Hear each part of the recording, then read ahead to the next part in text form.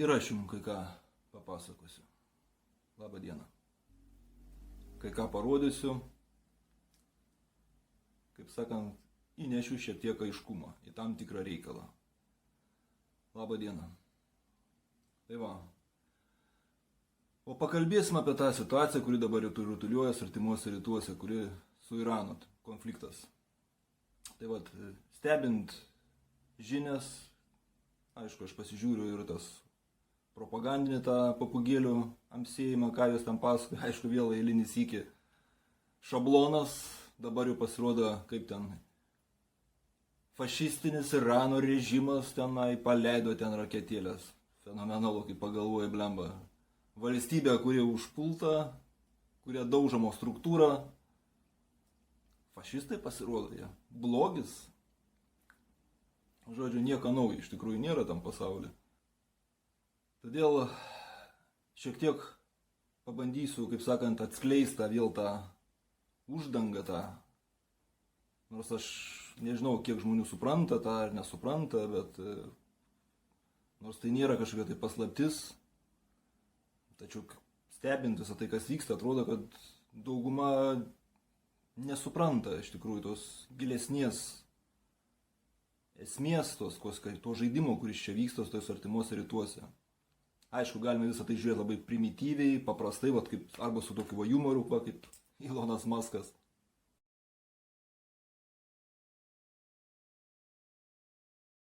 Jo, matot, kokie. Tikrai blogis, kaip pasižiūrė, ne? Pasistatė savo valstybę prie pat amerikiečių ir NATO bazę, koks įžulums turėtų būti. Ne kad kažkur taip toliau nuo bazių. Tiesiog, nosis, jis įrėmė savo tą valstybę, tą pasistatę prakeiktą. Ir kvėpuoja į akis. Fašistinę tą Iraną. Valstybėlę tokia. Aišku, bet čia ironija. Tokia. Na, o taip žiūrint, be to juodo humoro, be tokio, žiūrint giliau, paprastas atrodo klausimas, tai realiai kas čia per žaidimai, kam jie ir kas tai vyksta. Na, o kad suprast, reikia vėl eilinį sykį pažiūrėti į tą, sakykim taip, vėlgi į tą okultinį pasaulį tau. Ne tai, kas ant scenos vyksta, o tai, kas vyksta scenarijų rašytojų kabinetuose, sakykim taip, jeigu taip galima įsireikšti, už scenos. Tai kad suprasti tą, reikia pradėti imti tam tikrus elementus ir pasižiūrėti į tuos elementus, kas už tų elementų stovi. Ir kad pamatyti visą tą žaidimo esmę, reikia būtinai pasižiūrėti, kas stovi už pagrindinių scenoje matomų beždžionėlių. Taip, aš čia turiu minį tos didžiasias beždžionėlės, Rusijos beždžionėlė ir Amerikos beždžionėlė. Jo, jos visas beždžionėlės, jeigu ką. Už jų visų stovi vėl tie patys veikėjai, kurie jums dainavo daineliai pradžioj. Tai Chabad Liubavičiaus organizacija, ortodoksali žydų stipri organizacija, tokia pat kaip ir sionistų organizacija. Sionistai yra politiniai daugiau, tie yra daugiau religiniai, bet čia nesmės, net ten tos etiketės galima kliuoti, kokias tu nori, vis tiek esmė yra ta pati. Už jų stovi galingos, paremtos tais okultiniais mokymais, vadinkim religiją netgi, būtent tavo Chabad Liubavičiaus ir sionistų dvi pagrindinės praktiškai tos galingos tos struktūros, kurios praktiškai esmė ir yra jų tas planas atiduoti šitą pasaulį jų Mašiachui, kaip sakant, Mesijai.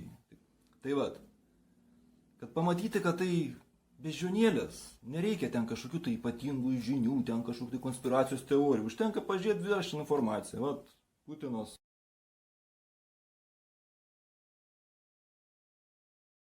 Matot, su Belrazaru, Rebi, Kvato, nors kurie skaito Chabatas tiesiog netgi sektas skaitoma, tai nereliginė kažkokia, tai nors remiasi ortodoksalę judaizmą. Žodžiu, čia daug galima kapstyti po juos tenai, bet ne tam esmė. Paprastai tai šnekant tai yra toks, sakykim taip, aš taip sakyčiau, radikalus judaizmas, vat ir viskas. Visi gojai, pagal kabalą yra, paprašiau tariant, kabalistai skaito gojus avigalviais, visi, kurie ne žydai, netgi tarp žydų. Žydas žydui nelygus, čia vėlgi atskira tema. Čia. Visų pirma, kad jeigu man kas nors pasakęs, tas visas žydas yra. Žydai semitai tokie patys kaip ir tie arabai, jie nieko nesiskiria. Aišku, ten pas juos yra va, tas kohanim, jie ieško to genomo, va, jeigu kas turi, tai aišku, manau, kad yra tokių va, kojanų šeima, senoji, va, levitų šeima gali būti. Kojanai, saganai. Gal ten genome kažkas yra, bet viešai to informacijos kažkaip ir nerasi, tas, reiškia, haplo grupės, bet esmė yra ta, kad kas tas žydas yra. Nu, tokie patys žmonės kaip ir visi, tik priėmė tą religiją ir viskas. Ir tarp jų ten pačių yra problemų krūva. Negi tarp tų pačių ortodoksų, hasidai, ten vėlgi ten pas juos skaidosi, ten jie tenai, vieni nepripažįsta Izraelio. Vat, pavyzdžiui, sionistų tas va, projektas yra Izraelis. Chabatnikai neipatingai ten veržiasi į tą Izraelį, jiems jis ten 100 metų gal net nereikalingas. Žodžiu, čia daug niuansų, daug tų peripetijų, bet ne tame esmė. Tai vat, vieną lelytę matėt, vat, bet o antrą lytę va.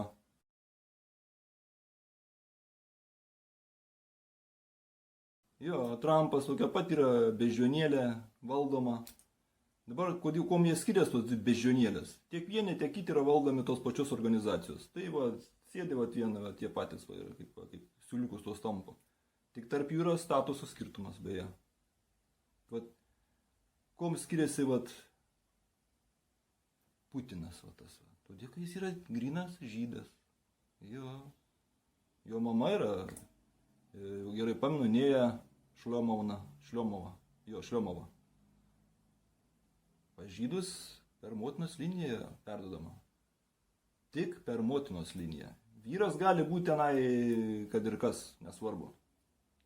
Jeigu motina žydė, viskas.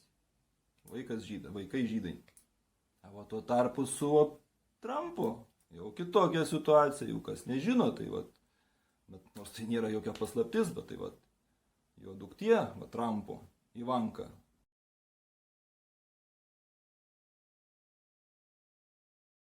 Yra ištikėjusi prieš, dabar nenoriu sumet, kažkokius 8 gal metus, 9 jau metus, gal dar seniau, aš dabar nepamenu, už Chabato organizacijos, jauno, tokio gražaus, tokio jaunuolio, Kušnerio.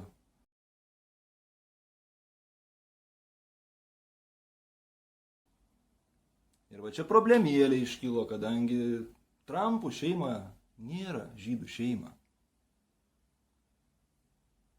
Ivanka tuo metu, atsimenu, buvo straipsniai, bandė, ten buvo dėrybos su New Yorko rabinatu, kad pripažinti ją, reiškia, žydai. Jis priėmė religiją jau, kas nežinot, va tą žydį. Jis dabar yra, jis turi netgi vardą, Jesel, arba Jasel. Čia yra hebrajų vėlgi tenai reiškiantis užsispyrimą, kaip per kalnų ožį. Kalnų ožis reiškia kalnų ožys užsispyręs.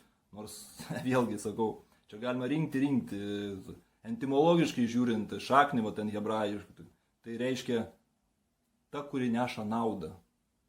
Ta, kuri duoda naudą. Tai va vėlgi, sakau, simbolizmas, jeigu pažiūri giliai, ne tą, ką jie ten nori, kad tą viešumą matytų. Matai, kad vis dėlto yra gojus. Gojai šitam pasaulyje yra tik vienam ir tam. Gojas apskritai turi teisę egzistuoti vis, arba jis tarnauja žydui, arba moka doklę.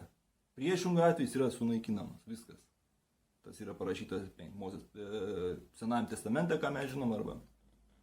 Kadangi gojai visam pasauliu moka mokestį, tai va čia takas per bankinę sistemą, ką mes vadiname, kiekvieną 6 ryto visi kelias, eina į darbą, moka mokesčius. Tai praktiškai dėl to turi teisę egzistuoti. Aišku, kiek jie ten sprendžia, dabar jie ten įvairios programos, aš čia dabar nenoriu plėstis labai, kad kiek tų žmonių reikia sumažinti. Tai va, grįžtam prie Ivankos. Ivanka nėra žydė. Jie turi berods 3 vaikus jau sulanko, tai va, jeigu jinai ne žydė bus pripažinta. Nu, aišku, pinigai daro stebuklus, aš dabar, pavyzdžiui, nežinau, ar jinai, ką tas rabinatas pripažino tenai. Pripažino ją, rado ten pasigiminiai tą kokio nors žydiško kraujo, ar nerado. Atvirai pasakęs, man visiškai neįdomu yra tas jų chlamusas kapstytis. Bet esmė yra paprasta. Tu, ten, kaip sakant, teplio kaip nori, lipdyk prie asilą straublį, iš jo dramblę nepadarysi. Ivanka Gojus. Todėl ir aš nebejoju, va, jei tas vardas Jesel. Naudos nešėja, per ją gaunama naudas. Trumpas, va, irgi puikus Gojus. Reikia čia vėl paaiškinti, kaip jie pagauna tos žmonės. Va. Pas Trumpą aiškiai išreikšta yra savigarba, egoizmas. Jo egoizmas toks didelis, kad, va, sakau, per jį jis yra valdomas. Per tą, va. Plus ten tamsią magiją, čia vėlgi reikia paaiškinti, dėl ko vaikai čia įsivėlė tos visus reikalus, va, tas Epšteinas, va, šitą. Vėlgi, čia labai didelė tema, aš nenoriu taip labai plėstis. Tai va, kas tas Kušneris, va, pasižiūrėkit. Pasidomėkit, va, pavyzdžiui, toks įdomus niuansas, va, tas jo pastatas, kur ten kompanija nusipirko Chabatą. Jo, čia va, New York'e stovi, netoli ten kažkur Trumpo lygtais. Atkreipi dėmesį į skaičiukus, va, kurie matosi ant iškabos. Jie nebereikala visą tą rodą. Tai va, skirtumas dabar, manau, suprantamas yra, kad dvi lėlytės, dvi beždžionėlės, viena turi teisę eiti aukščiau, o kiti tokie, va, bando tą teisę per ravinatą kažkaip tai sujungti, kažką tai sulipdyti. Todėl, manau, suprantat pradžiai pirminėme etape, kad visa tai, kas vyksta dabar rodoma per tą vadinamą televiziją, per tą piliojimą, tą propagandinę, visa tai spektaklis.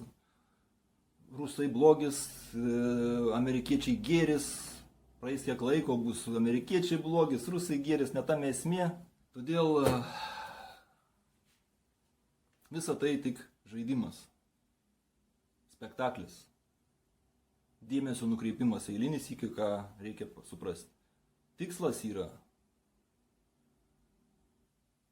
talmudinės projekcijos įgyvendinimas. Naujos realybės konstruktas, kurio valdovas yra vėl vienas ir tas pats. Nu, kuris turi daug vardų. Vadinkite, kaip kas kokį iš vardą žinot, manau, suprantate apie ką aš. Vat, jo tikslas yra Mašiacha. Ir va šitoj vietoj vat, labai gerai parodo, kas va šitoj vietoj reikėtų pažiūrėti va tokį seną įrašą. Dar daryta berods prieš 90 metus, kur Bibi Netanyahu susitinka su Rebi Mendel Schneerson. Pasižiūrim. מר נתניהו. ברכה והברכה. שמע, אני קצת לך מגזר. ברכה והצלחה. תפלאי ולהתקשיר. באתי לבקש את זה שלך. בכל העניינים. גם האישיים, גם הלאומיים. בזמן שישראל לאחרונה נתפסו כמה עניינים. פתחו כמה. מה שרואה עוד, וגם מצב שעדיין משאיר ליבו. אז הייתה מה שהוא ומה ידיעתו. ועושים. הכנראה שהיא מספיק, כאילו שהיום כבר כמה שעות בגיל עדיין ליבו.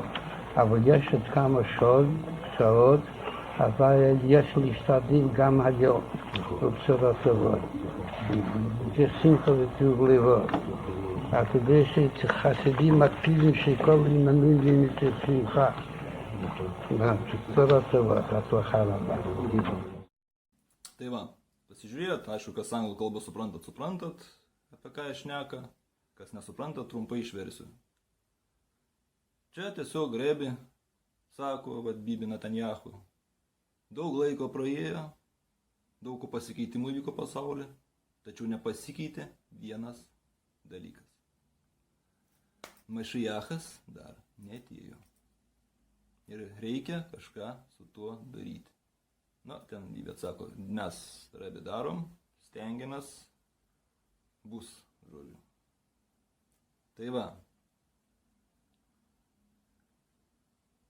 Tai tiek sionizmas, tiek chabatizmas, tai tik dvi kolonos to paties. Čia kaip tos pačios, vat, kas žinot, vat, masonizme yra dvi kolonos, Boaz ir Džesin.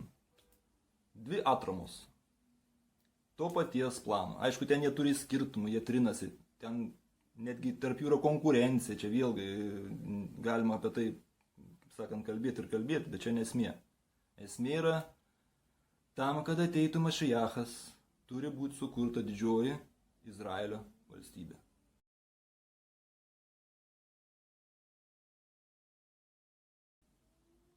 Ir pagrindinis toks trukdis yra Iranas, kaip persai, asiriečiai, paprastai tariant, Babilono palikuonis, kurie nuo Babilono laikų yra priešai izraelitam. Amalekai, paprastai tariant. Taip kaip palestiniečiai Amalekai ir visi kiti yra. Turi būti sunaikinti. Pagal idėją, aišku, tokių nepaklusnių šitam pasauliu daugiau nebėra, dar Baltarusija dar yra, tada Kuba imsis. Bet Batka netrukdogi niekada, netrukdė, kaip sakant, jų tiem planam ten ypatingai, ten bandė išgyventi kažkaip tai tam jo valia. Tai pagrindinis priešas yra nuo senų laikų Iranas. Ir visiškai nesvarbu, turi jie ten tą bombą, neturi, granatas jie ten turi, priežastis neturi reikšmės. Tos atominę bombą jie ten buvo pasirašę sutartį su amerikiečiais. Jie pasakė, nebus tos bombos, galit ramus tikrinkit kiek norit. Amerikiečiai patys išstojo iš sutarties. Apie tai niekas nekalba. Tai ir iraniečiai išstojo iš sutarties. Kam ten ta sutartis, jeigu vienašališkai, aš ką laikysiu tą popierį, kaip sakant. Ir vis todėl, kad visiškai tai nesvarbu. Pasakysiems, kad demokratijos pas jūsų nėra, pas jūsų, tarkim, piderasų neužtenka, reikia ten, užsivežti tie iraniečiai ten kokį milijoną iš Europos piderų tų. Pasakys, kad jums reikia tų belyčių, kaip ten transų tų turėti. Užsiveš transų, nesvarbu. Paskui pasakys, kad dar kažko reikia, neturi reikšmės. Esmė yra, kad jų neturi likti. Viskas. Visi Amalekai turi būti sunaikinti. Ir jau prieš kokius kelius metus tas Bibi Netanyahu labai daug pastangų deda į tą, rodo visokius ten pešinukus, pavyzdžiui, kaip tą gali pasižiūrėti.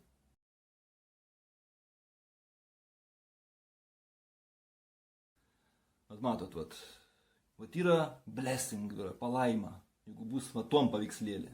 Jeigu nenorit to juodą paveikslėlę, prakeiksmas. Tai reikia kažką daryti, jie turi būti sunaikinti. Ir čia yra dar vienas labai geras, senas interviu generolas Wesley, berods Clark, dabar po ranką neturiu. Jo, labai senai darytas kokiais 2000,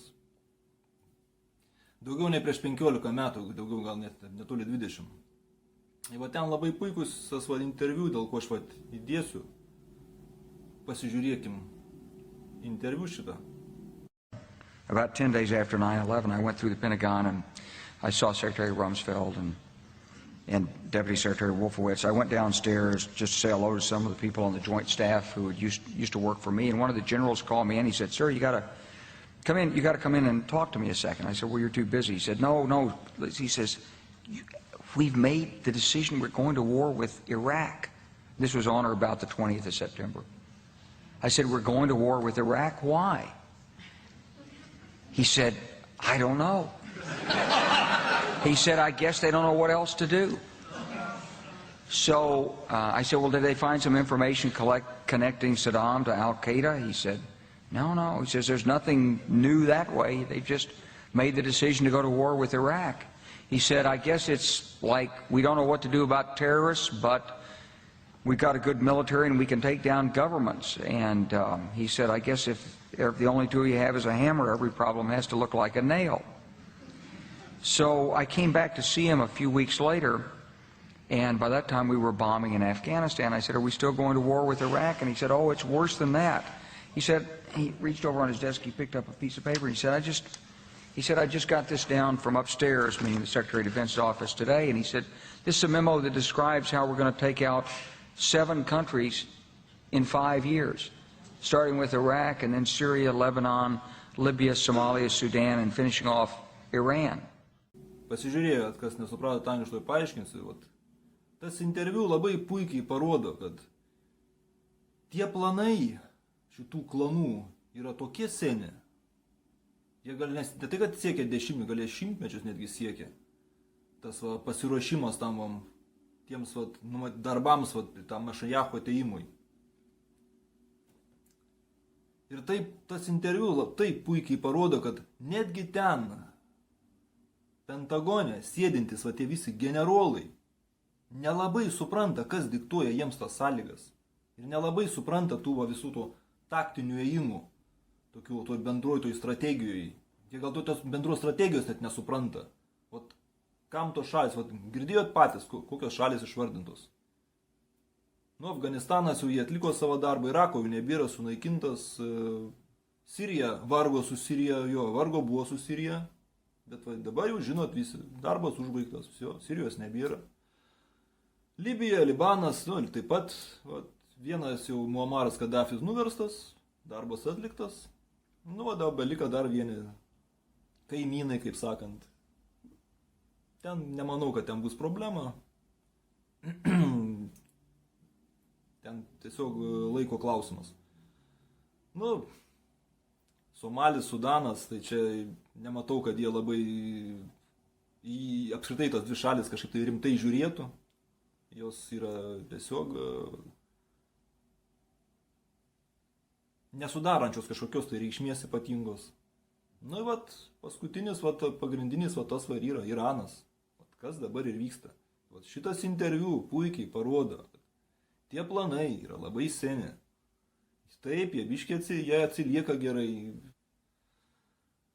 Ir tik tada, kai jie bus sunaikinti, kai nebebus, kaip sakant, trūkdžių pradėti ant Aleksos mečetės pamatų statyti Saliamono šventyklą, nes dabar tam, kad Mašiachas ateitų, reikia pasakyti trečią šventyklą, o dabar ant jos pamatų stovi Aleksa, Magometano, kaip sakant, šventovė.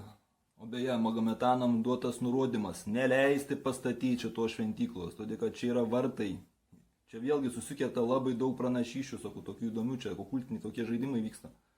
Todėl kad jiems pasakyta saugoti juos, nes ten ir yra vartai, kuriems pravėrus ateis Mašiachas. Dadžal. Satanaėlis, paprašiau tariant mums. Arba taip sakyks. Mašiachas, toks žodis, jis reiškia mesijas, bet tai tas mesijas, čia vėlgi čia tokie žaidimai vyksta. Tai islamą išpažįstantis turi daryti viską, kad tos šventyklos nebūtų. Čia vėlgi daug tokių niuansų yra, kad tą šventyklą pastatė Saliamonas. Saliamonas buvo magas, okultistas.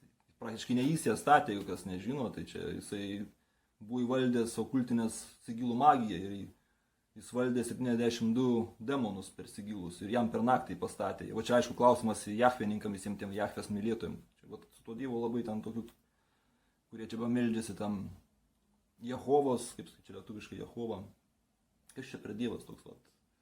Aišku, jis paskui Jahvė nusisuko nuo Saliamono, kaip žinot, sam galą tenai pas jį 1000 žmonų buvo ir garbino kitus dievus. Bet Jahvei nebuvo problemų, kad nepasikliauna dievu, o pasikliauna demonais. Iki tol buvo tvarkoje, kol jisai statė jam ir garbino jį. Taip kad čia, sakau, daug klausimėlių, bet aš čia dabar nenoriu leistis. Esmė yra ta, kad tam, kad netrukdyti šventyklą statyti, automatiškai reikia apsivalyti aplinkui ir pastatyti didžiąją Izraelio valstybę. Nes automatiškai, natūralu, kaip tu statysi tą šventyklą, jeigu raketas pradės lėkti. Į durnių, aišku, kad čia nėra prasmės netvarkti. Todėl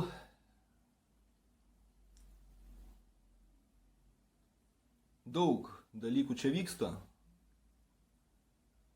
visa tai persipynė. Akivaizdu, kad ne viskas taip gražiai gaunasi, nes vien tai, kad jau Mašiachas pagal juos turėjo ateiti, kadangi dar niekas nepastatyta, pastatė šventyklą, Mašiachas turėjo eiti pro aukso vartus, kurie dabar yra užmūryti. Žodžiu, nors ženklų jau pilna, jau pagal jų ten, jie ir pasiruošė ir jau ir visas tas útvar, kaip čia pasakyti, apeigų indai, plokštės netgi šventųjų. Bet ten vėlgi krūva problemų, čia vėlgi galima užduoti daug klausimų, nes Kas tie šventikai? Šventikai turi būti levitai, vat, vėlgi, dėl ko jie ieško, kaip sakiau, tą genomą, tą kohanim.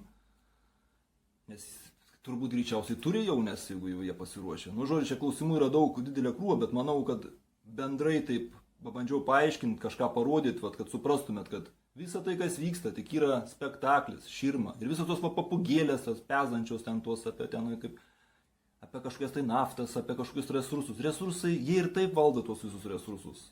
Visi resursas korporacijos ir yra jų korporacijos. Tos, vat, tą, kas vadinama elitu. Aišku, aš nešneku čia apie Rockefellerius, čia jokie, jie yra tikro elito administratoriai, kurie matomi yra, vat, kaip tos papugėlės, kaip tos beždžionėlės, vat, yra žemesniam plebėjim, kad būtų matomi yra, vat, yra tos beždžionėlės.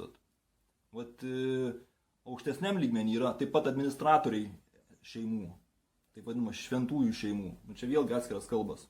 Tai vat, pavyzdžiui, vat, vėlgi grįžtam prie tos temos vat, apie beždžionėlę Trumpą ir apie beždžionėlę Putiną. Putinas, pavyzdžiui, kartais matosi tokie vat, pas jį ambicijas. Todėl, kad jis turi teisę išeiti į aukštesnį lygį. Nes jis turi, jo šeimos linija yra tokia. O dar jeigu pasikapčius ten, vėl nežinau, gal ten iš tikrųjų pas jo yra kur kas rimtesnė ta, vat, kaip čia pasakyti, genetinė linija. O Trumpas ten su tavo, jie ten, nežinau, ką Ravinatas ten priėmė, man giliai nusispjauti iš tikrųjų, ten jie ten, tegu jie ten banda lipdyti, ten tas apeisas ten jiems, kai man visiškai neįdomu yra, bet vat, tas matosi, o dėl to jie todėl kartais spauda gal ir pataiko, kad vat, kažkokie neaiškus tokie santykiai tarp Putino ir Trumpo, lyg tai draugeliai ten jie ir sankcijas nuima, ir prekyba vyksta, nors karas vyksta, vat, taip, todėl, kad jie visų pirma yra tos pačios organizacijos beždžionėlės, tai čia visą tai sudaroma tik spektaklis. Nors sakau, kartais pas Putiną, vat, sakau, vat, kaip pavyzdį, gal tokie, matosi tos tokias kažkokias tai ambicijos bandymai išeiti tą lygį, vat, kai Europai buvo kalbama apie tas pensijas padidėjimą, tuo pačiu metu bei Rusijoje buvo tas pats. Tik Putinas tuo metu kalbėjo, kad jokių pakelimų nebus, tai reiškia, kažkokia ten nebuvo kažkas suderinta. O paskui Europai pakėlė, kiek ten nebepamenu, gal sumeluosiu, praėjo kokie 4, 3, 5 mėnesiai ir Rusijoje pakėlė. Vat tokias vat, ambicijas kažkokias lyg tai matosi ten pas ten, kažkas ten vyksta pas juos. Aišku, kas ten giliai vyksta, čia mūsų tikrai čia taip nepamatysim, nesužinosim, tam reikia gilių analizių ir kur kas, bet esmė tai nesudaro esmės. Supras reikia vieną, kad tai didelis žaidimas vyksta šitam pasauliu. Ir jis tikrai ne dėl naftos, ne dėl kažkokių tai dujų.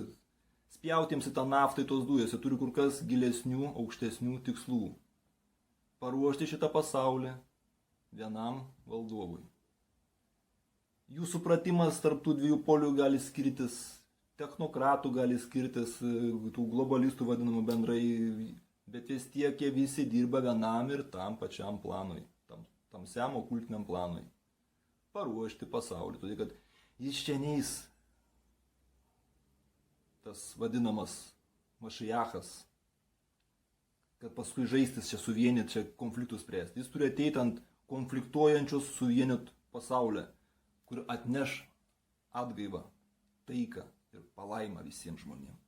Už ką visi turės būti dėkingi jam, vienam, pareikšti jam vienam alijansą, kaip saka, nulenkti galvas ir priimti jį kaip vienintelį išgelbėtoją Dievą. Tai va tam ir vyksta tas pasiruošimas. O visi tie pezalai apie tas naftas, dujas jiems, spjauti tas naftas, spjauti jiems į tas jūsų dujas, jie štampuoja tą popierių, jie gali prisištampuoti tiek, kiek jiems reikia.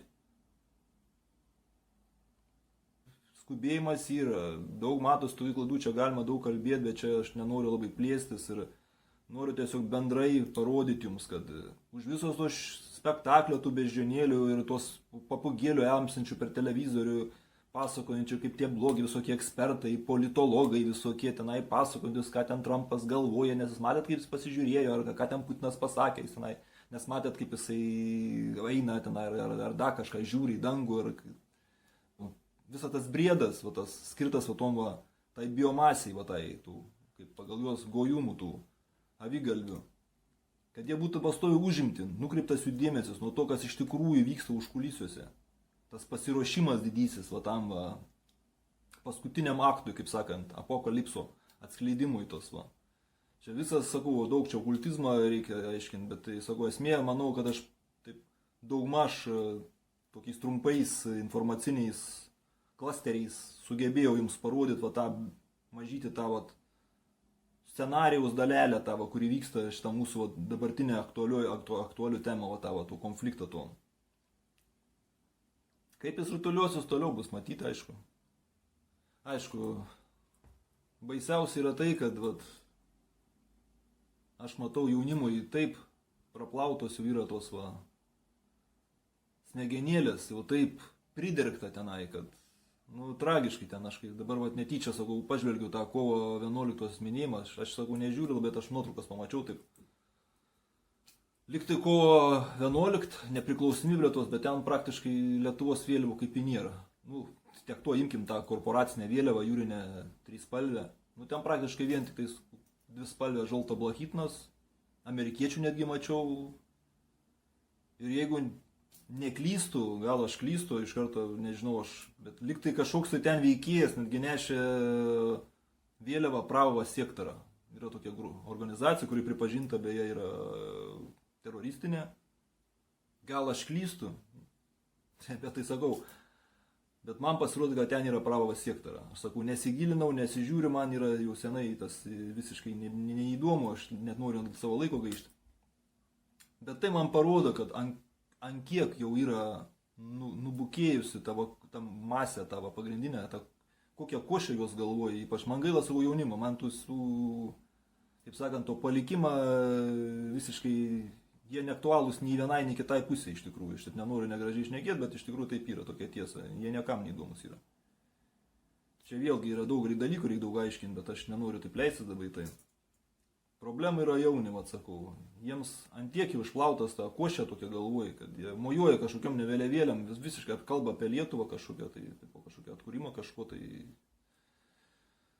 vaikšto, jiems nesudaro problemos, kad kažkokie tai teroristinės organizacijos, tai tas pats, kad sėkmingai galima vaikščioti su, vat, irgi su ISIS kokią vėliavą, arba, nežinau, bet kokią teroristinę organizacijos vėliavą pasimkit ir vaikščiokit. Ir šaukit garsiai, kokią nuostabią dieną šiandien Lietuvos nepriklausomybės ten atkūrimo, ar ką jie ten atkūrė, nesvarbu. Žodžiu, jovalas, košė.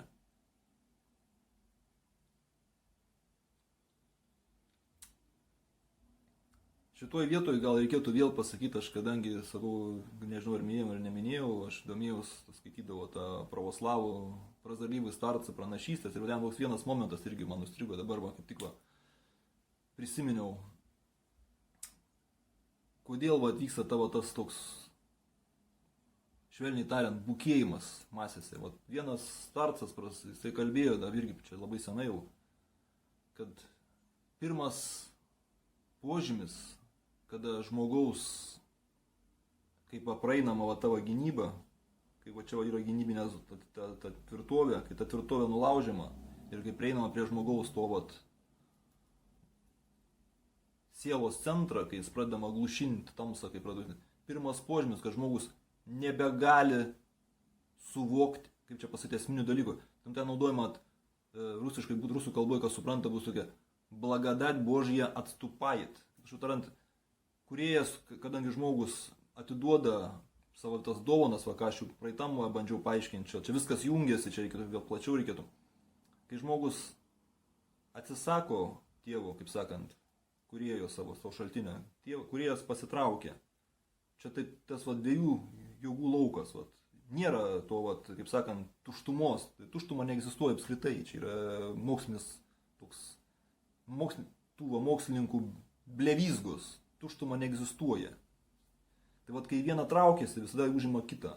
Tai pirmas požymis, blagodat Božja atstupait, žmogus sąmonė nebesugeba matyti dalykų, tie, kurie netgi jam prieš nosį. Pažiūrėjant, tu jam faktus gali duoti, jisai nebemato žmogus, jis nebegali suvokti jų.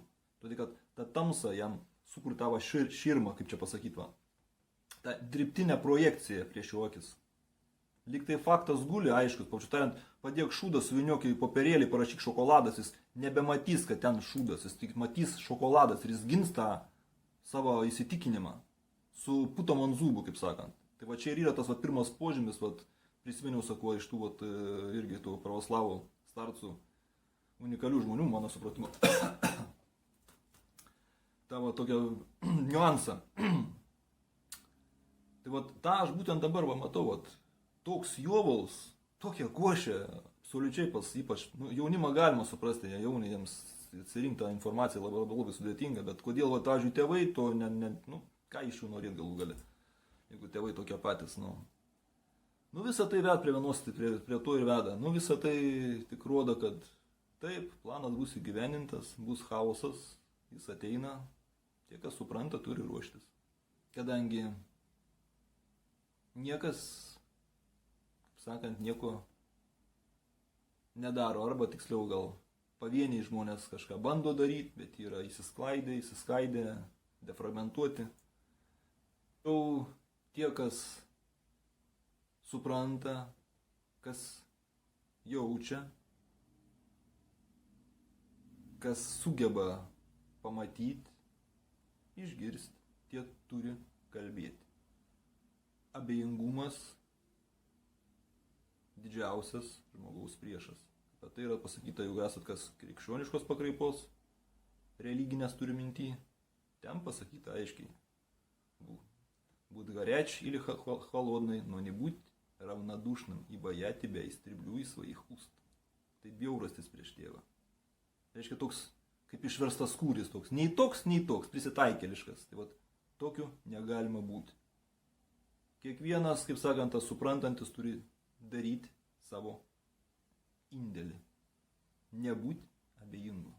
Būk karštas arba šaltas, bet nebūk abejingas. Tai va, nežinau, kaip aš čia sakau, tos temos, kiekvienas momentas plečiasi, kaip fraktalas, skaidosi į daugumą didesnių kitokių dalykų. Tai aš čia pabandžiau taip trumpai apibrėžti tą, kad stebint tos žaidimus sceninius, visada turit suprasti, kad už scenos vyksta kur kas kitokie žaidimai, kitokie dalykai ir kitokie tikslai. Tai, kad jiems nelabai sekasi, tai geras ženklas. Parodo, kad vis dėlto yra čia kažkokia jėga dar, kuri neleidžia jiems taip tiesiog sklandžiai viską daryti. Kaip jie, nes pagal idėjų, tie pagal jų turėjo būti trečias pasaulinis karas. Nu, apie tą reikia padarysiu gal atskirai įrašiuką. Jis bus, todėl kad tai yra vienas iš fragmentų. Pradžiai bus ekonominis kolapsas, praktiškai jis dabar jau pradedamas, va čia įeinama per ekonominius tos naftos žaidimus, naftos dolerį, va čia jau matosi tokie požymiai, kad visa valiuta kolapsuos, bus pervesta į tą skaitmeninę valiutą, paskui konfliktai, aišku, natūralu, kad kai ekonomika žlunga, jau yra pretekstas, jau nebereikia nieko daryti, konfliktai patys įsižymė, žmogus tamsa pati išeina į viršų. Tai va, na, o pabaigai belieka tik pasakyti taip, kaip jau minėjau, sprendimą darys visi patys. Todėl tie, kurie čia dar gyvi, čia kurių, kaip sakant, tas monadas šviečia, kaip tų, kurių ta kibirkštis, ta sąsaja su monadu gyva, čia nepritriesta, turit saugot, kad čia nebūtų pridergta, nes čia yra jūsų pirmoji gynybinė linija. Čia kaip tas firewallas serverį. Būtent per jį ir bandoma prieiti, nes kai tik tais čia ta siena žlugs, čia jau prieimas lengvas.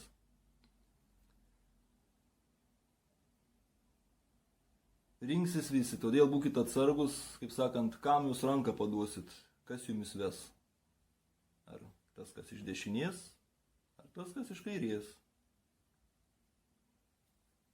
Būkite atidus, kad nepaduotumėt rankos ne tam Dievui. Ačiū už dėmesį. Нет, Николая.